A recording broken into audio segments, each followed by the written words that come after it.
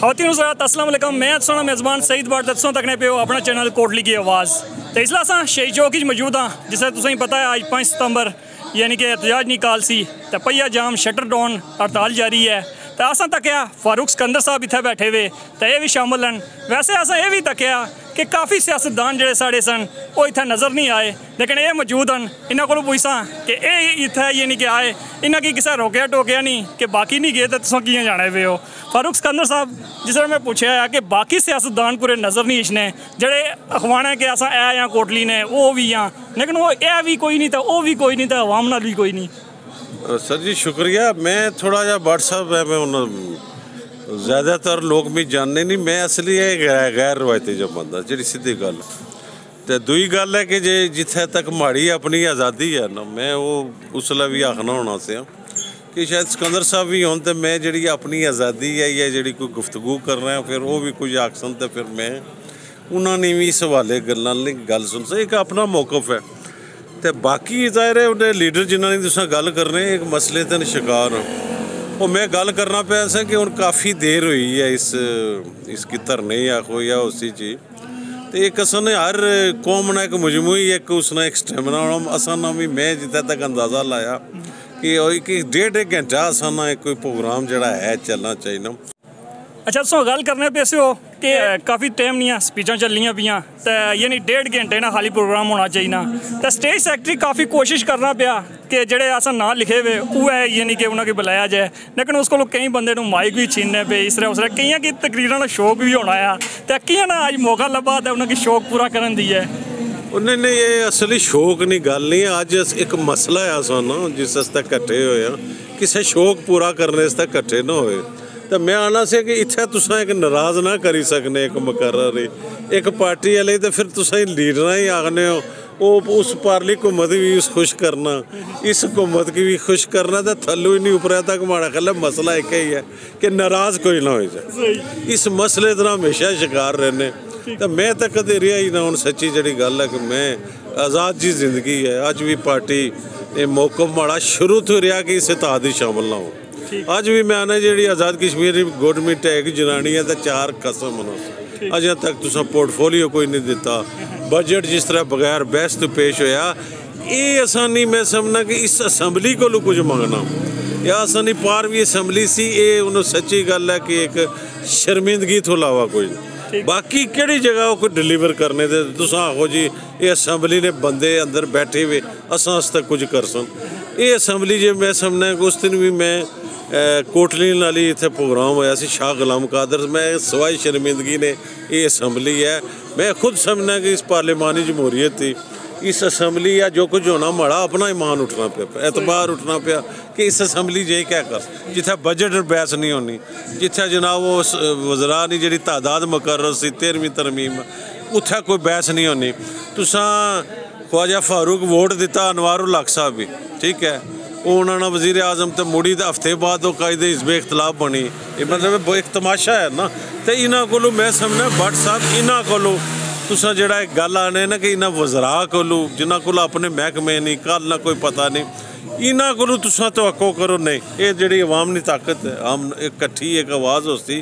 तो ही जाई तो उन्होंने को मेरा ख्याल है मैं मंगने नहीं कोई फायदा नहीं। सरदार साहब एक गल और भी है कि चलो कुछ उन्होंने कोल कोई नहीं तो ना देन, लेकिन जेडे बयानात देने पे वो इन्ना यानी गरीब लोग असां भी गरीब हैं असां भी कोई उसके सामने ना तो इन्होंने जख्मों पर और बयानात जड़े नमक पाशी ना कम करने पे कम अज़ कम वो बने बयानात है अपने रोकी छोड़न या थोड़े चुप होई किनारा होई तो बही जान जे कुछ कर ही नहीं सकने तो चुप होई तो बही तो सकने ना। वो मैं अक्सर वैसे आखना होना मी आपे भी ये बड़ा मसला है कि जी जुबान है तुसें या बहु उपर भी नहीं जानी तो बहु थल्ले भी नहीं ये जेड़े कुछ लोग खुश करने आस्ते तुसां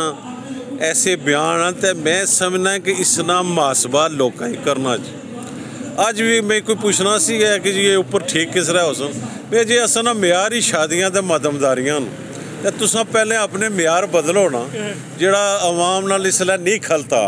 तो उसने जख्मा पर अगर नमक सटना तो कल की उसी वोट दे अज तैयार करी नो ना ये चीज़ा सिर्फ ये नहीं जी अज एहतजाज है फिर कुछ और चीज़ा की भी तुसें तय करनियाँ पे लेकिन मेरा ख्याल है कि मुश्किल कल फिर माड़े पीछे किसी और ने पीछे जीवे फारूक जी है मलक जी है चौधरी तुसा फिर कट्ठे होए जैसे भुली जस बड़ी शार्ट मेमोरी होनी कौम लीडर असा की दलासा भी तो इस तरह फेरने ना कि असा की जबा भी करी छोड़ तो असें पता नहीं ना लगना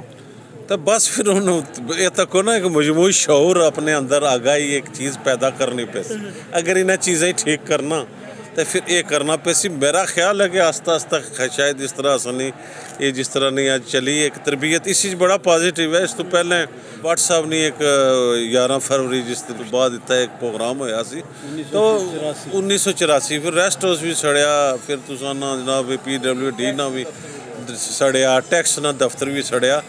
अज मैं समझदा कि ये बड़ी पॉजिटिव गल है कि अज एक गमला तक नहीं टुटिया तो ठीक है मेरा ख्याल है शऊर है आसानी ये जड़े है नहीं बजाय इसकी कि किसी और पासे खड़ने न कोई इलाके पाकिस्तान न खड़ने न कोई दूए पासे अपना अपना एजेंडा छोड़ी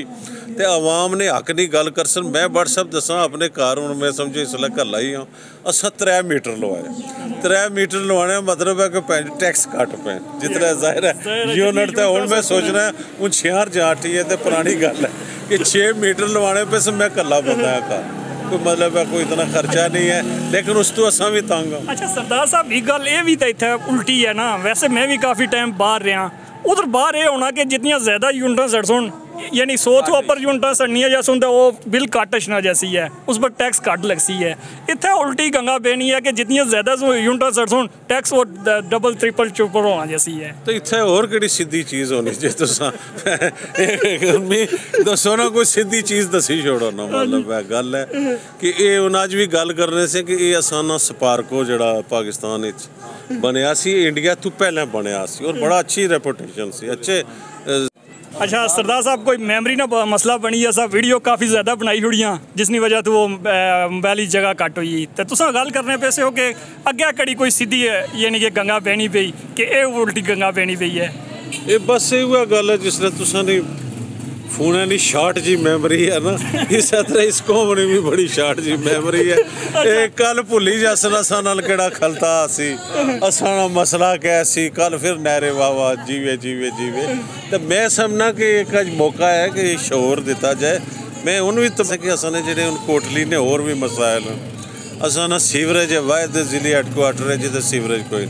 इतने पानी साफ पानी पीने वाला मसला है वो भी असें करना चाहिए अस्पताल नहीं उन बिल्डिंग मैं समझना कि पूरी अपनी तभी उम्र पूरी करी चुकी तो ये नाल मेरा ख्याल है कि अगर ये इस तरह लोग कट्ठे हुए ने तो इसकी फिर जरा असाना कोटली ने मुतलका मसाइल हैं उस पर भी मैं समझना कि सारिया पार्टियां ही बुलाई तो एक असें एक आवाज़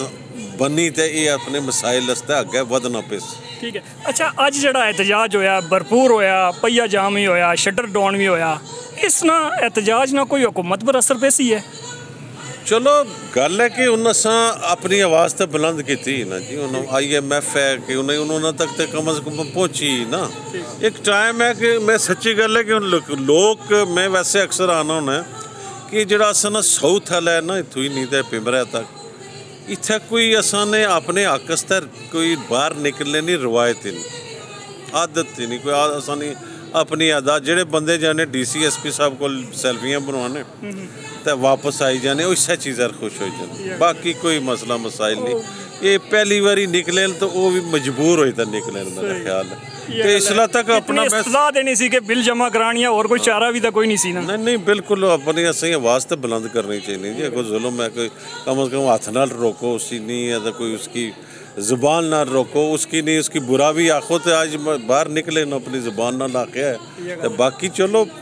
ये चीज़ें क्या बनना तो लास्ट पर आवाम ने हमारे कोई वैसे तो काफ़ी सारे पैगाम दे छोड़े कि तुसानी मैमरी जी है बड़ी शार्ट जी है भुले ना चीज़ां जड़ियां अज होनियां पियां कौन तुसाने नाल खलोता है कौन तुसाने कोल नहीं सी कौन तुसाने दूर सी ये सारियां चीज़ां तुसां याद रखनियां इस तो अलावा क्या मैसेज देने हो सर मैं तो वैसे कायदे आज़म ही किसी आखिया सी कि नसीहत करो उस आखिया वक्त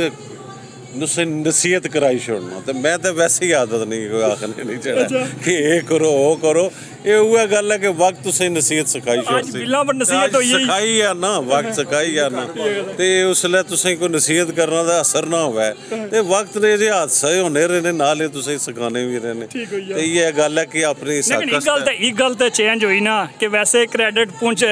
अपलियां की देने होने से कि जी वो अपले बड़े एहतजाज करने जी ते कोटली ले जड़े नु वो चुप होई बैठे रहने, ये तो असन पर जेड़ा दाग लगा सी अज थोड़ा धुलिया ना। नहीं ये भी असली शुरुआत भी है ना, हुण सच्ची गल है कि अहमद मीर ना या किसी और ना तो कोई आगाज ही पहुंच तो है।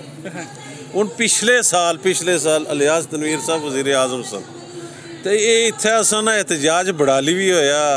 उपर सारदा भी होया, गुलपुर भी है, लेकिन कोटली दाखिल नहीं हो सके। इत्थे तुसें पता है अपने अवाम इत्थे सारा कुछ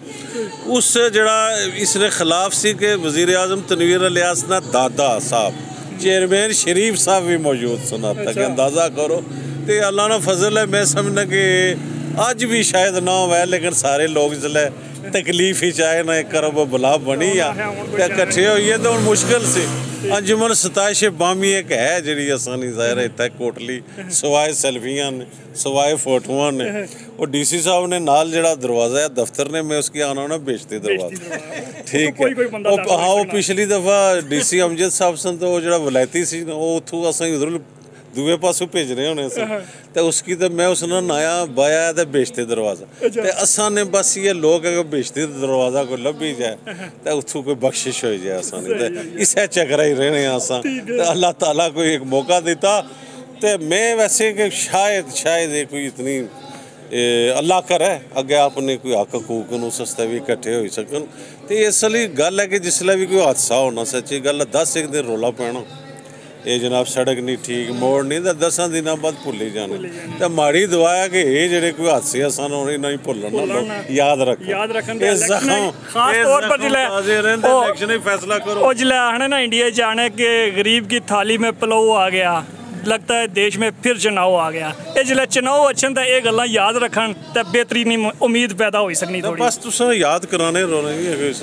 मीडिया ना अपनी तरफों कोशिश कर रहे हैं काम बनना, लेकिन माड़ा ख्याल है फिर इकट्ठे हुई पे सन जट जटों पिछे राजे राजे पिछे गुजर गुजर पिछे, ये भुली जासन जनाब कि उस टाइम में कोई असा ना कलता सी नहीं सी कलता। तो ये मेरा ख्याल है कोई मजमूई शौर नहीं, आस्ता आस्ता ज़ाहिर टाइम लग सी इर्तका ने पहलू है उसी कोई इतना जल्दी ना उन सोचने के आज ये चीज़ हुई तो सारा कुछ एक सोच बदली है, इसकी टाइम लग बहुत सारे अवामल, तो इसकी मेरा ख्याल है कोशिश करनी चाहिए कि ऐसा कोई इस तरह। बहुत बहुत शुक्रिया सरदार फारूक साहब।